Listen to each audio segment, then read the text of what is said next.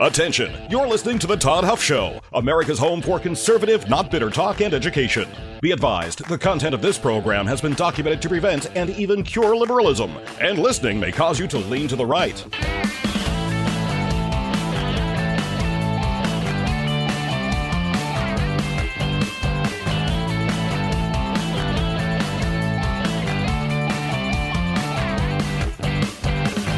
And now, coming to you from the Full Suite Wealth Studios, here's your conservative but not bitter host, Todd Huff. Well, that is right, my friends. Thank you for tuning in to America's home for conservative, not bitter talk. I'm your host, Todd Huff. If you want to be part of the conversation, you can always email Todd at toddhuffshow.com. Thoughts, questions, feedback, adoration, and praise will always be accepted at that email address, my friends. The appropriate amount, of course, which is a little bit more than you might think, my friends. I'm kidding. It's 10 to 15% more, but it's good to be here with you today, my friends, on this Friday.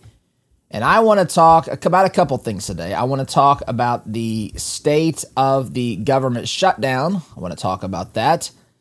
And I want to talk, time permitting, I'd like to get into some growth, some good news for the organization of Turning Point USA. They've got a lot of momentum and traction as more high schools are inviting them, or starting, I should say, chapters onto their high school campuses. And we'll get to that, my friends, time permitting. Also have an announcement to make. I had alluded to an interview, a guest. We don't do a lot of these, but I'll tell you who our special guest is going to be here on this program next week on Wednesday. So we'll get to all of those things, my friends. If you're concerned about cholesterol, high cholesterol, if you're concerned about overall heart health, take a look at Solti, Solti.com, Soltea. It's been scientifically proven, demonstrated through research, to lower cholesterol, and it may be able to do the same for you. Solti.com, promo code Todd will save you 50% on your first purchase and get you free shipping as well. Solti.com, Soltea, promo code Todd is how you get your hands on that product. And the only thing you have to worry about, my friends, the only thing you have to worry about, I guess, the impact here would be lower cholesterol points. All right. Let's give a little bit of an update here regarding the federal government shutdown that began at midnight, technically on October 1st, which was Wednesday morning. That's because Congress refused to pass a continuing resolution, I should say. There is a revolution happening here. A revolution, hopefully, back toward conservative principles and values in the Constitution. But a resolution is what was passed by Congress, or refused to be passed by Congress, I should say. And the Senate has been voting on competing proposals from both sides since then. Neither of these are expected to pass anytime soon. In fact, both parties have signaled pessimism about ending the shutdown even this weekend. So again, I don't know how long this is going to last. I do know that it is that there is a lot of disagreement, of course.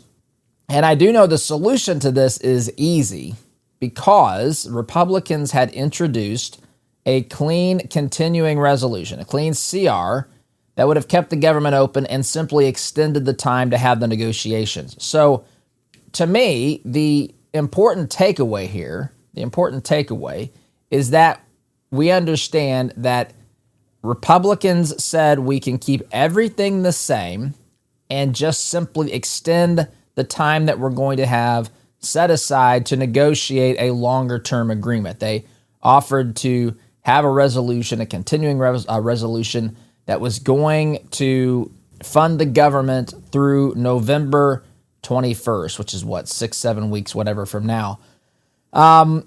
And Democrats rejected that. They rejected that. So that's why it shut down. So listen, I think one of the things for those of you, and I know we've got some seasoned political observers, people who have followed this stuff for a long time. I followed it for a long time as well, for closely for over 25 years. And I would say even beyond that, I've always had an interest in that, this sort of thing, from the time I was a teenager. So over 30 years, at least following what's been happening, in our nation's news and political fights and all that sort of stuff. What's maddening to me, and what's maddening to those of you who follow this, is that this is so easy to read. This is a very easy problem to understand as far as the source of the problem. Now, listen, I want to be clear here. I'm typically on the side politically of Republicans, but I consider myself, I guess, technically a Republican.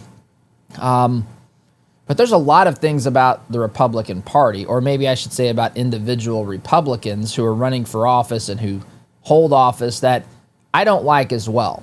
I'm not coming on this program every day to be a mouthpiece for the Republican Party. I think that there are problems with Republicans as well.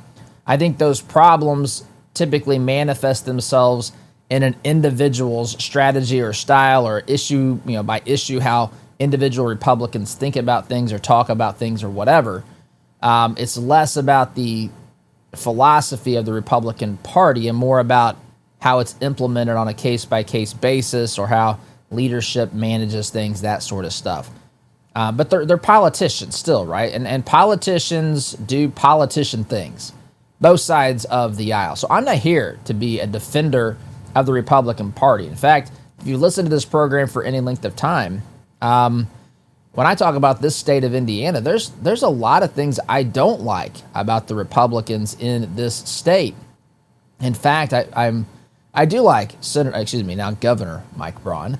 You know that Micah Beckwith, the lieutenant governor, he's a friend of this program. He's been a guest host in the past. I've known Micah for a while. But when you look at some of the other Republicans who have been holding prominent positions within the state, the state of Indiana, that's where I live and reside. That's why I'm mentioning this. But Governor Eric Holcomb, when he sat in office, was far from a conservative. Senator Todd Young, who occupies one of our 2 U.S. Senate seats, is far from a conservative. And I could go through this. There are problems that have been, I could say, created by or made worse by Republicans in this state. Now, nothing to the degree that you find leftists and Democrats utterly destroying their states and cities around the country, and this country from the inside as well, with their ridiculous ideas and so forth. But I'm not here to defend Republicans. I'm on the Republican side here because it makes sense to be on the Republicans' side. The Republicans offered a good faith extension to the Democrats, and the Democrats chose not to go along with this and to let the government shut down. That's what was agreed upon. That was that's why we're at this particular point, is because that was offered and the Democrats would not basically accept it. And so it's maddening to watch all of this other stuff because, the finger pointing begins and all of that. And you can finger point about ideas. You can talk about who you think's right and wrong about these bigger policy ideas. But all the continuing resolution, the clean CR offered by Republicans prior to the shutdown, all it would have done was keep things exactly the same through November 21st. And we could use that time between the time of the shutdown and November 21st to hammer out the details. Of course, no matter when we set the deadline, there's going to be last minute, panic, last minute, the sky is falling sort of stuff. And this is done for one major reason, and that is to get a political victory. The left has no political victories. In fact, if you're a Democrat today, and I always have an olive branch out to the reasonable Democrats. Yes, there are still reasonable Democrats There are not reasonable leftists out there. Radical leftists, they got to get back to the point of just being liberal again, not woke, not in a purely anti-God, anti-truth state of mind. But there are reasonable Democrats out there. And I have an olive branch to you on this program each and every day. I'm conservative, not bitter. I was raised in a Union Democrat home. My dad worked in the Union and is I would say a conservative Democrat. That's how I would frame it. In fact, I would say my dad's a conservative in most practical ways. But he's a Democrat, or he was. I don't know anymore, to be honest. But he was because of issues pertaining to labor, and I would say the fear that unions or blue-collar workers, I don't like to segment groups like this, but blue-collar workers have against businesses or big business or management, as they would say. And that's where a lot of these problems begin, is with that fear. But there's a lot of reasonable Democrats out there. There's less today than there were when I was a kid, but nonetheless, they're out there. And I think any reasonable person can see a very, very, very fair approach to managing whatever negotiations have to be done would be to simply extend the timeline. And Democrats rejected that. Now, why did they reject that? So they think that they've got a political, or they're looking for a political victory here. They're looking to cast political blame on the Republicans. They're looking to, again, fuel the narrative that says, look, when Trump's in office, there's all of this discord and upheaval, even though, again, they are the ones to blame for not cooperating with Republicans here to keep things open. Nonetheless, what else did they cite, I guess, as a reason, if you look at their proposals and so forth, for not going along with what Republicans had offered them, simply to keep things status quo until November 21st? Well, they have been insisting that funds to pay for some of the healthcare costs of illegal aliens be included in this fund. This is 100% not debatable.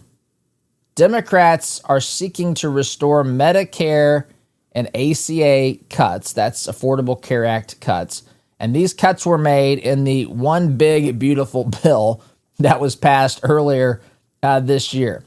And they want to restore funds to what's called, let me make sure I get this right, EMTALA. They want to include emergency Medicaid reimbursements to cover treatments for illegal immigrants, hear me say that, to cover treatments for people who are not here legally under what's called the Emergency Medical Treatment and Labor Act of 1986. That is a federal law that requires hospitals with emergency rooms to treat all patients in emergencies, regardless of their ability to pay or regardless of their immigration status. Hospitals must stabilize the patients, then they can seek reimbursements of these funds. And so this does a couple things. Number one, by fighting for these funds, and once you understand what these funds are for, we realize that everything that the Republicans and Trump told us about the Medicaid cuts and the one big beautiful bill are accurate.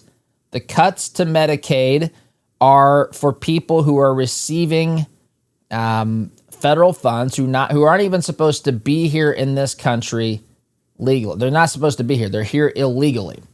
And so there was a big fight about this. In fact, you'll hear this. In fact, as I was preparing for this program and putting together summaries and so forth, I was seeing a phrase that says Democrats are not, it's illegal for people who are here illegally to get access to Medicaid and Medicare and all this sort of stuff.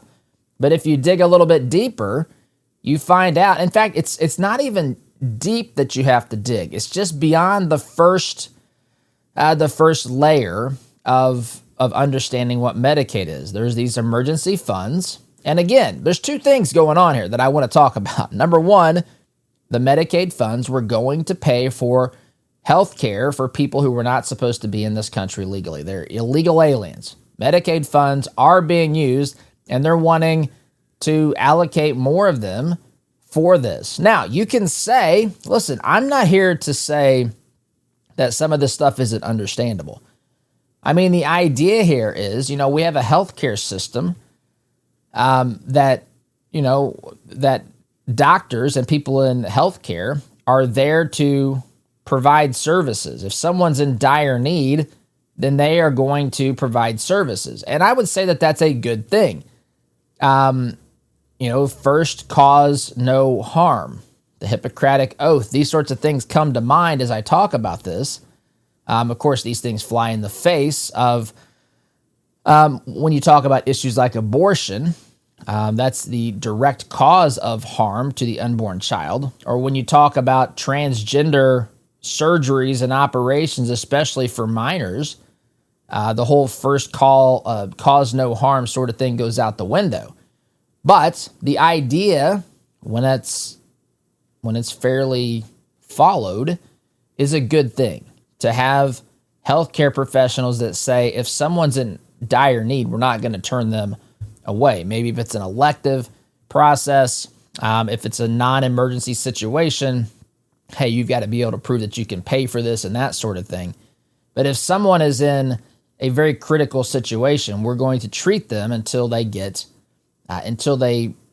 stabilized, right? We're not going to let them face that emergency alone and die on the streets. Like Jimmy Kimmel, by the way, the hero of the left, wanted people who were not vaccinated, who had heart attacks back during COVID, to basically not be allowed a room, if you remember that from the very virtuous Jimmy Kimmel. But nonetheless, this is not a bad thing, but someone has to pay for this, right?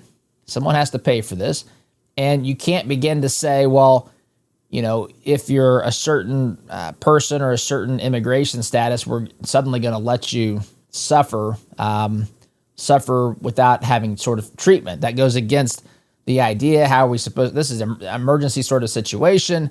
How are we supposed to go through all that? We should just be focused on taking care of the person who is in need. Democrats want more money for that. So again, you start to think about this. First of all, you're not supposed to be here if you're an illegal alien. You're here because the previous administration, and candidly, other administrations over the past 50 years have not really done anything, 40 years anyway, have not done anything to try to stop the flow of illegal aliens across the southern border.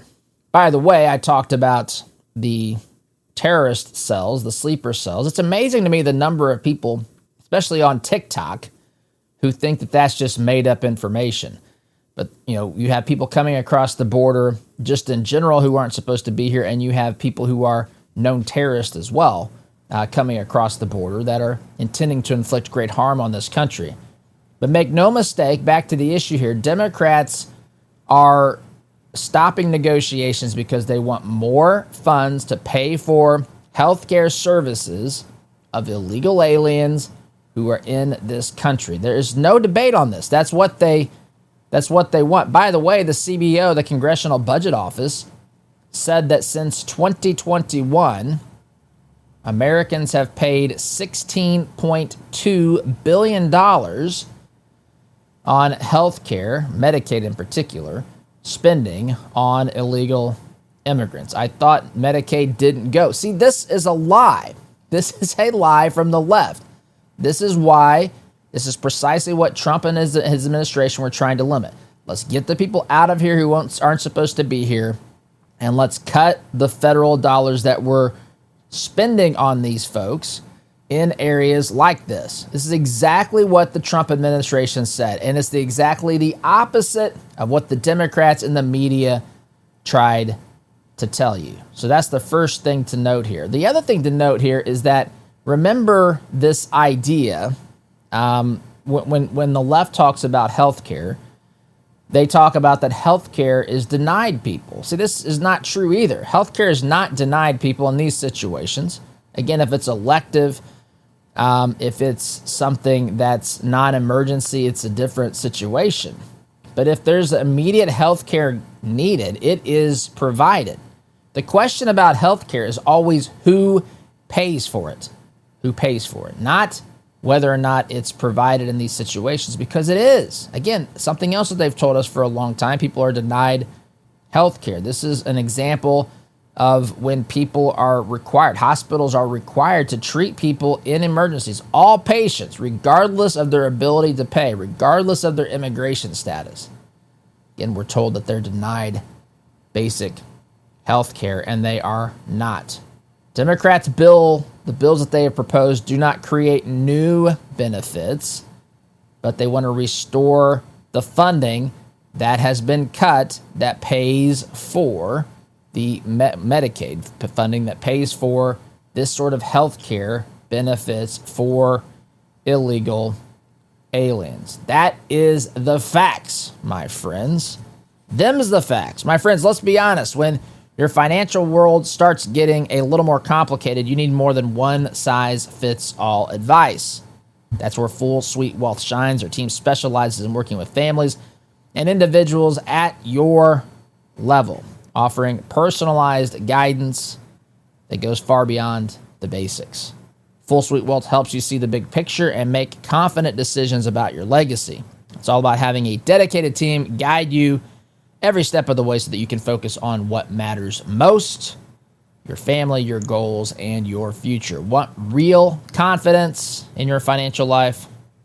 Hop on over to fullsuitewealth.com. That's fullsuitewealth.com, my friends.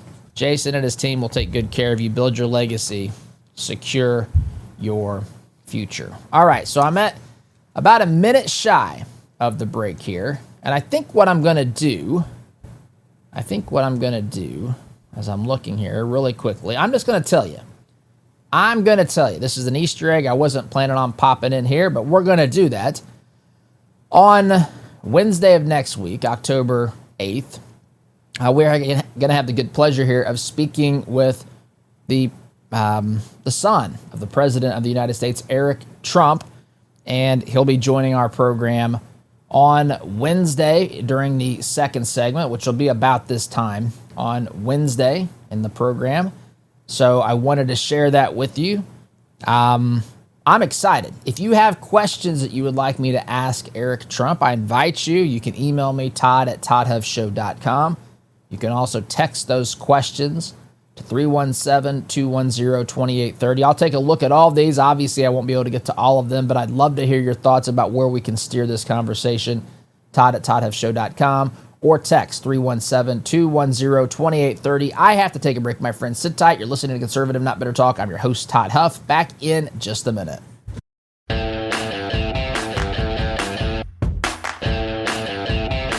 Welcome back, my friends. Again, if you missed the announcement last segment, at the end of the segment, we're having Eric Trump join this program on Wednesday, October 8th, this coming Wednesday.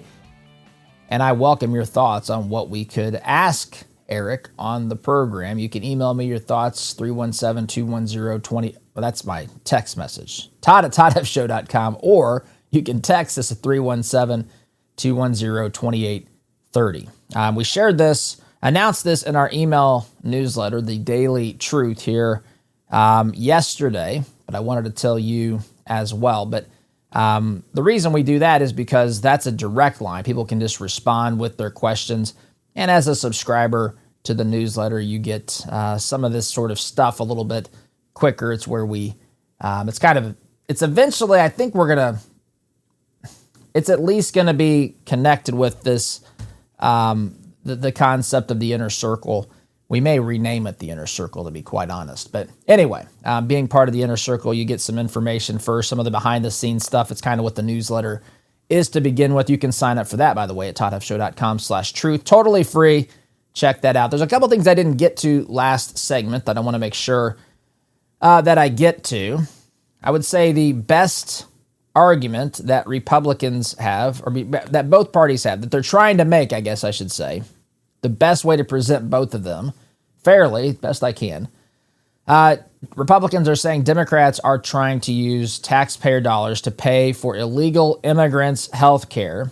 And of course, we have record debt. We have problems within our country that we're not able to address and fix because of some of these expenses, the cost of illegal immigration has been massive, despite what the left and the media tell you. And this is just another way of metaphorically nickeling and diming the American people. And if you give even the slightest bit of tax dollars to something like this, it kind of opens the door for this to be further abused in the future. And of course, they've denied that this was even happening up until this point. Democrats will say, wait a minute, you're misrepresenting what we want. We're not expanding Medicaid to all illegal immigrants. We're restoring cuts that keep hospitals solvent because they have to provide services, I should say, for these individuals by law, which I referenced, the 1986 law.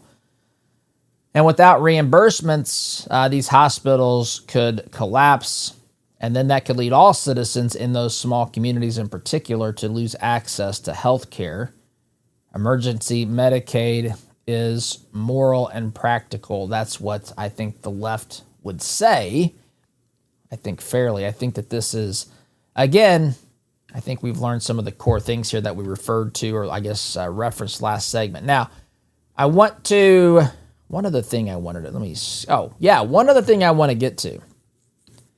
So the left, this is a straw man. This is a straw man because Republicans say Democrats want to use Medicaid for illegal alien health care.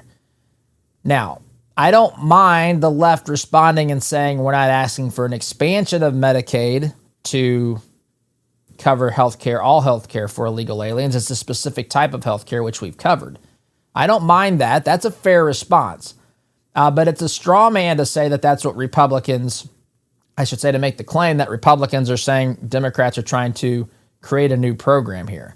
They're not trying to create a new one, although they've also told us that they would be happy to create a new one. In fact, you may have seen the clip. I don't have the clip queued up. I just want to read you a quote from a 2019 Democratic candidate presidential debate. I don't know how many candidates were on stage at the time, probably around 8. I've seen the video. This was the campaign. This was prior to the Democratic Party power brokers making the call that Joe Biden needed to be the candidate and that other folks needed to drop out and throw their support behind him because they were not going to support a candidate, Bernie Sanders. And so the moderator of the debate asked a question: raise your hand if your government plan, talking about healthcare, would provide coverage for undocumented immigrants. There were 10. It says it here. I thought there were about 8. There were 10. All 10 candidates raised their hands. Again, I don't have a picture, but that would have been people like Joseph Robinette Bribery. That would have been Kamala Harris. That would have been Pete Buttigieg. That would have been Amy Klobuchar. That would have been, who else am I forgetting here? Oh, Pocahontas herself. And I can say that, by the way, if you're a new listener to this program, I am a documented descendant, 13th great-grandson of Pocahontas. No joke. I love this. I love that this is the case because I can say this. I am the unofficial, yet self-appointed spokesperson for the family, and I can tell you we have no problems calling Elizabeth Warren Pocahontas because it illustrates that she wants to try to somehow get an advantage from superficialities, from claiming to be Native American, and we think it works just fine. It's actually much more offensive for someone to claim to be something they're not than it is to mock them a little bit, tease them a little bit for claiming something as outrageous as she had. By the way, even as a descendant, I'm a distant descendant, 13th great-grandchild, I think, of Pocahontas. And John Rolfe, by the way, which would make me the 14th great-grandchild of Powhatan, which is just really cool stuff. I love genealogies, by the way.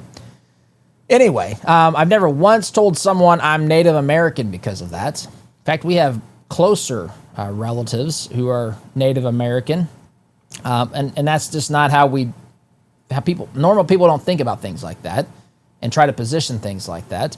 I pointed out to say this is absurd how she's going about trying to get an advantage because of some sort of identity politics.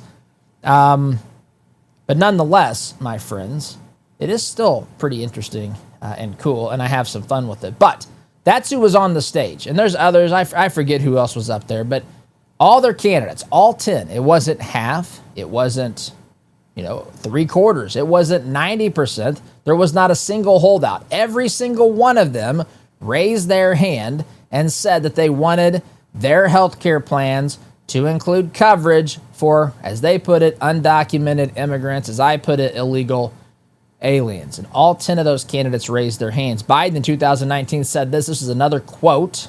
He said, quote, "We need to make sure everyone is covered regardless of immigration status." So you'll forgive us, Democrats and people on the left, if you're suddenly lecturing us. And the media has done this a lot. I've seen several clips where they're talking with someone and they're saying, "You're misrepresenting this. No one is trying to call for health care for illegal aliens." Yes, they are, number one. They most certainly are. Kamala Harris in 2019 said we must separate immigration status from access to health care. So, again, what do these things mean if it's not providing health care to people regardless of their immigration status, which would include people who are here illegally? Trump says, Democrats, well, this is his quote, Democrats want to shut down the country until they get free health care for illegals. So there's two things here. They're fighting to reinstate cuts that were made to Medicaid that paid for emergency services, emergency treatments for illegal aliens. So that's the issue at hand here. But it's also accurate to say that they are on the record of saying that they want much, much more than that. So that's the issue. That's about all I can say about that given the time that we have. There's two things I want to get to, and we'll see how to navigate this here real quickly. I want to tell you, though, my friends, if you have a business, if you work in HR, if you're in marketing, if you're responsible for putting your logo on anything, and I mean anything that has your logo, Red, White, and Brand is here to help you. redwhiteandbrand.com, that's the website. Promo code Todd will save you 10% there, and you can put your logo on almost anything. Drinkware, apparel, you name it. Promotional products, premium items, anything with your logo, my friends.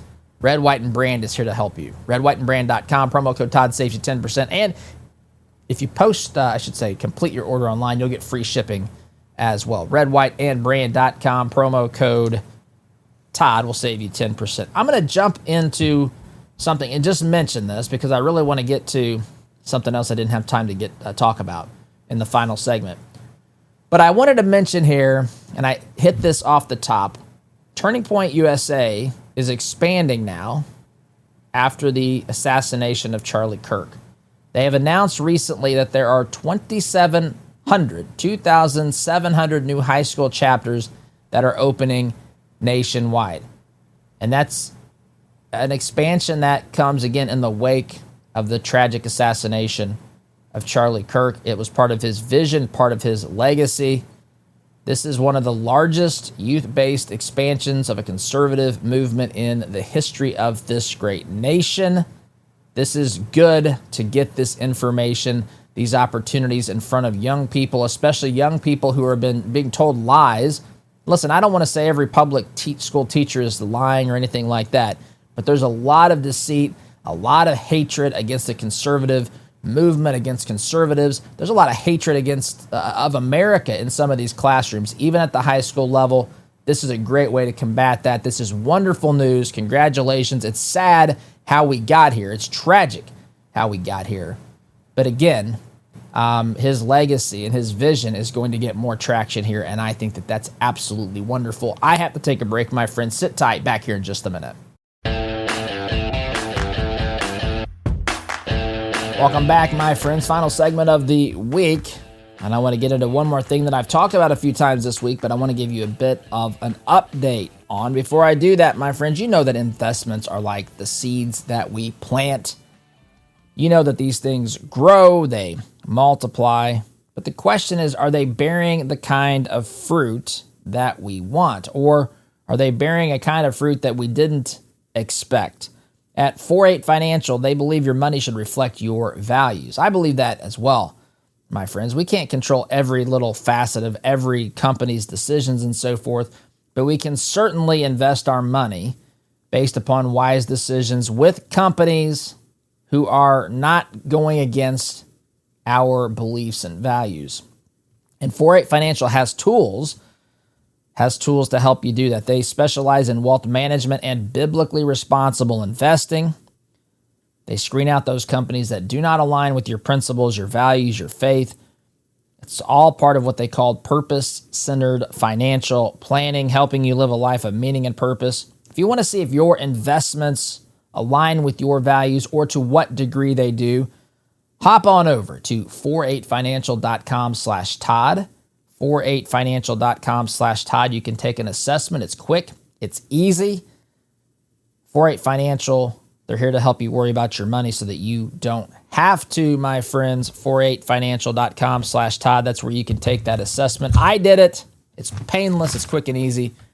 You can as well. All right. So one more thing I want to get to today, and this is really, I guess, a continuation of what we had talked about earlier in the week. If you remember, I had shared that the Trump administration had talked about, during a government shutdown, moving away from furloughs and actually moving toward what's called RIFs, R-I-F. That stands for reduction in force. That means elimination of jobs, not just the temporary suspension of a job until the funding comes back, with back pay, by the way. This is different. A RIF would be the job is gone. And so I mentioned this, and I even made an allusion, or I should say alluded to the idea that this could be a tool for Trump. And I saw he had posted yesterday that something like the Democrats, I'm paraphrasing, they're idiots, he said, something like this. I'm having a meeting with Russ Voigt, the architect of Project 2025, to identify agencies and programs that we can dismantle or downsize. I'm paraphrasing, but that's the basic idea here. And so President Trump is now out there saying what we talked about here earlier this week, which is, hey, look, this is an opportunity to actually change the government for the better. These are things that we've been trying to do. These clowns, the Democrats, I'm saying what Trump's argument is, they shut the government down. We gave them a good faith option, extended an olive branch for them to basically keep things status quo through November 21st. We've talked about this, and they denied it. They refused to do it, and so now the government shut down, and now we're going to look at maybe riffing some of these positions to get them more in line with the size and scope of government as we think it should be, than just making these simple furloughs where people can come back. So this is an important little detail that's easy to miss in the narrative, because the narrative right now, the Democrats are trying to get a political victory. They're trying to make it look like Trump is reckless. They can't cooperate with him. He's dangerous. All this sort of stuff. Republicans under Trump's leadership are just burning this country to the ground. That's the argument the left is making, when in reality, this is a political sideshow, political theater. It's not even good theater. Trump's theater is good theater. It's at least entertaining. Have you seen some of these videos he's been posting? Sorry, I'm thinking of Hakeem Jeffries. He puts like a sombrero on these folks and creates AI videos and just different things. It's at least entertaining to me. He's out there trying to win this information war. I also saw the White House posted kind of a montage of Michael Scott clips. If you don't know Michael Scott, that's Steve Carell's character in The Office. He was the office manager of Dunder Mifflin in Scranton, Pennsylvania. And but he was, just mismanaged so many things. In other ways, he was a brilliant salesperson, just naturally good at it, but just wasted so much time and engaged in some of the silliest things you could possibly imagine. So they have basically clips of Michael Scott doing silly things, wasting time, and they basically posted on their social channels, the White House did, here are the Democrats 1 minute after the shutdown, the government shutdown, and they're partying and acting a fool and everything else because they got what they wanted for the political messaging and so forth. It's just interesting to watch all of this unfold.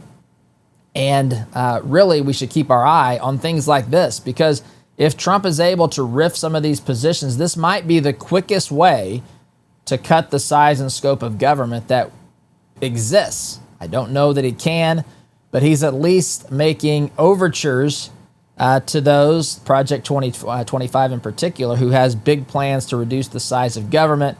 Trump says, come on in. He announces this.